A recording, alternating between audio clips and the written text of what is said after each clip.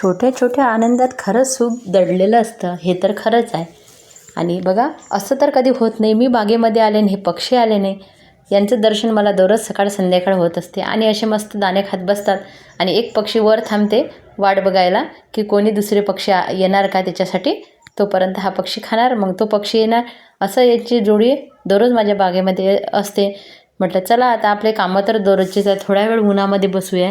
कधी कधी असं वाटते की वेळ होईल पण 10 मिनटात आपण स्वतःसाठी असे निवांत काढू शकतो, जिथं फक्त आपणच झाडांकडे बघत राहायचं, पक्ष्यांचा आवाज अनुभवायचा. मी असं नेहमीच सांगते, कारण ह्या गोष्टीत खूप शांतता आणि समाधान मिळते. आणि व्हिडिओ पूर्ण बघा, म्हणजे तुम्हाला समजेल माझं आजचं बागकाम कसं सुरू आहे ते. खरं सांगू का, तुम्हाला जर खरंच बागकाम करायचं असेल तर मला वाटतं सुकलेलं पानं गोळा तयार करा, गोळा करायला शिका. कारण सुकलेले पानं हे इतके बागकामामध्ये उपयोगी पडतात ना, हे जमिनीत टाकल्याने, मातीत टाकल्याने याचं जे खत बनते ते तर झाडाला उपयोगात येते. ही एक पहिली गोष्ट. दुसरं म्हणजे त्याचं माती तयार होते, म्हणजे माती आपल्या प्लांटला कमी लागते. तिसरी गोष्ट म्हणजे सुकलेले पानं मातीत मिसळल्याने इतके सॉफ्ट माती होते की कोकोपीट वगैरे अशा बऱ्याचशा गोष्टीची आपल्याला आवश्यकताच पडत नाही. मी आहे ना, छोट्या गोष्टीत आनंद कसा मिळते तेच सांगते. सुकलेले पानं आहे ना, मी एखाद्या पोत्यामध्ये असे भरून ठेवलेले होते जमा करून, आणि त्याच्यावर बाकीचं असं झूड वगैरे वरचं करते ना, तो कचरा भरलेला होता. आज मला तो कचरा देताना मी म्हटलं चला आता वरचा कचरा काढून देऊ, कारण हे जे पोतं आहे ना आपल्याला परत सुकलेले पानं वगैरे काही भरायला कामात येईल. पण ते देताना मला दिसलं की खाली पूर्ण अर्धकट्ट हे सुकलेले पानं होते. आणि माझा आनंद खरंच खूप झाला होता मला, की आता एवढी मोठी ग्रो बॅग होती ही भरण्यासाठी हे सुकलेले पानं आयतेच मिळाले.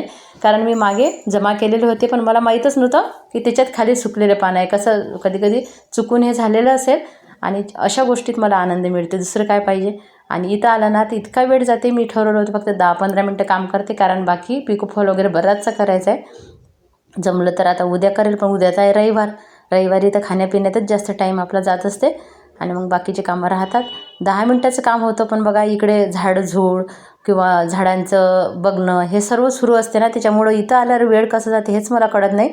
मी ठरवलं होतं की आता जास्तीत जास्त वेळ द्यायचा नाही, चला आता खालचे कामं करू आणि 10 मिनटासाठी वर जाऊ.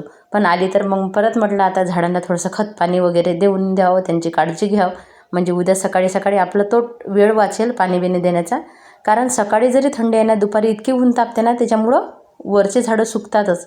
आणि ज्या साईडने इकडच्या साईडने मी झाडं ठेवले ना, इकडे जास्त प्रमाणात सुकते. इकडच्या साईडनं नाही सुकत जिथं सोलर आहे, कारण तिथे त्याची थोडीशी सावली, आणि त्या भागातसुद्धा लवकर सावली येते त्याच्यामुळं. आणि असंच माझी दिनचर्या असते. तुम्हाला आवडत असेल मात्र चॅनलला लाईक, सबस्क्राईब, कमेंट केल्याशिवाय मात्र जाऊ नका, कारण व्हिडिओ बनवायला मेहनत लागतेच, त्याच्यासोबत कामं पण करावं लागतेच. त्याच्यामुळं नक्की चॅनलला भेट द्या.